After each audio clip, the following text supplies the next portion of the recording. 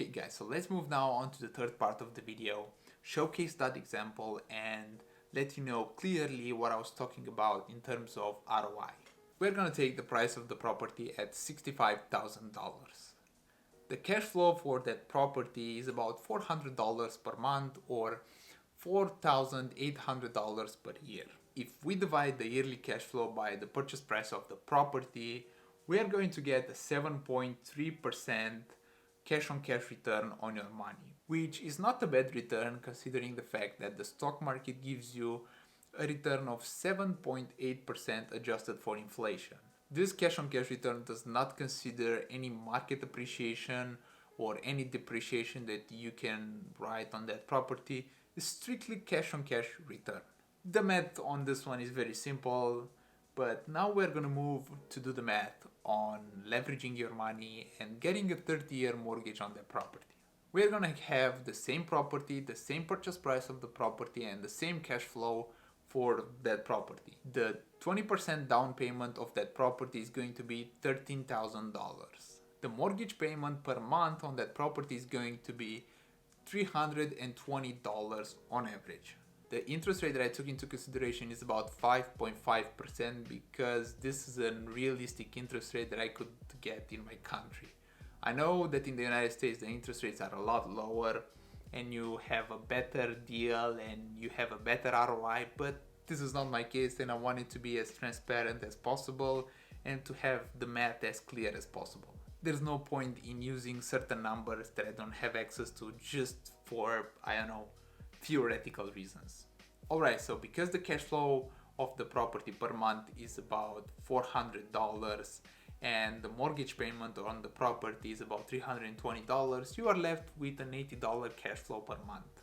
That is about $960 per year in cash flow. But at the same time, in the first year of having that mortgage, whoever is generating that cash flow on the property gives you back in equity about $650. And that amount is only increasing in the further years. So every single year you are going to get more and more and more equity in that property by paying down the loan.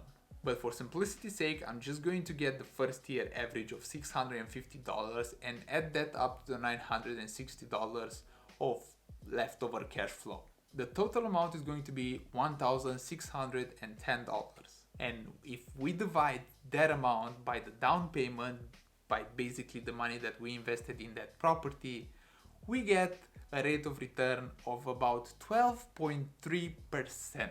So by leveraging the money, you basically move from 7.3% on your money to 12.3% on your money. You basically got a 5% increase just by leveraging your money without considering other benefits of having a mortgage. This math only took into consideration the principal pay down and the leftover cash flow. This did not take into consideration the fact that you could write off a certain amount of that interest on your income and actually increase your rate of return a lot more. At the same time, appreciation on the amount of money that you put down is going to have a bigger impact on your return on investment as opposed to paying the property in cash. So if you bundle up all the benefits of having a mortgage on the property, the rate of return is going to get a lot higher than just buying a property in cash. And believe me, I had no preference in choosing those numbers. Those are just the numbers that are very close to the numbers that we have on the property that we bought in cash that's now being operated as the Airbnb. If you strictly take into consideration the leftover cash flow of $960 per year and divide that by the down payment of $13,000, you get a ROI of 7.3%, which is identical with the ROI of buying a property in cash. But now on top of this, you get all the other benefits of leveraging your money, which you don't get with buying the property in cash. Trust me, I did not choose those numbers to have the math matching this way. This is just a pure coincidence. I have no idea how this happened, but while I was doing the math, I was like, holy shit, this just happened. Alright guys, so now I hope you have a clearer picture of which way might be the best way for you. As I've said in the beginning, this is not a game of where you can get the most, but where you can have the most enjoyable ride. For many people, the debt-free life is the way to go because it's very stress-free and there's very little risk involved. If you want to get more return on your invested money, the leveraged way, in my opinion, my own personal opinion, not financial advice, legal advice, for entertainment purposes only, the leveraged way is the way to go.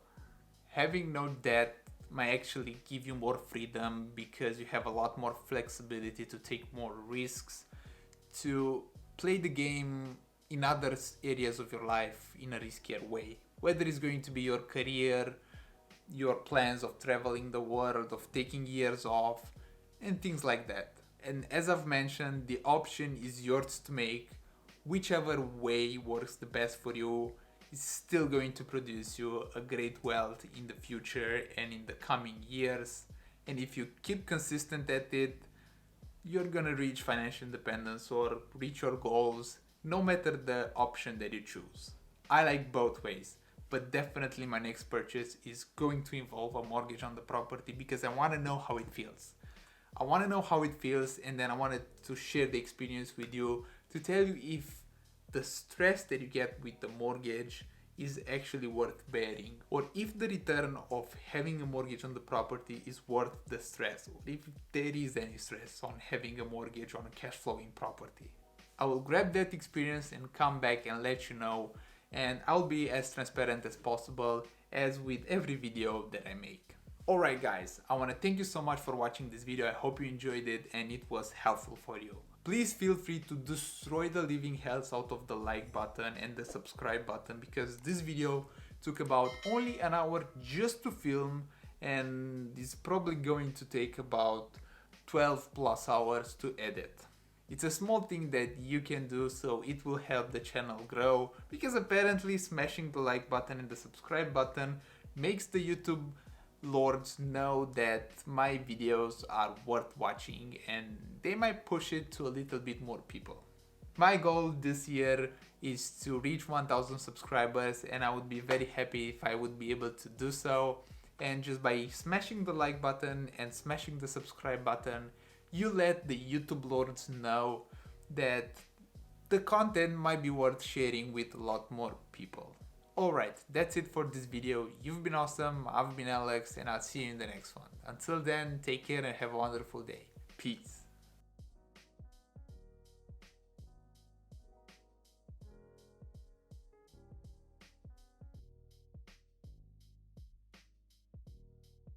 Come on, I'm trying to film a YouTube video here. Dude, don't you have a little bit of respect? Dude, you're overdoing it. Stop already. He did.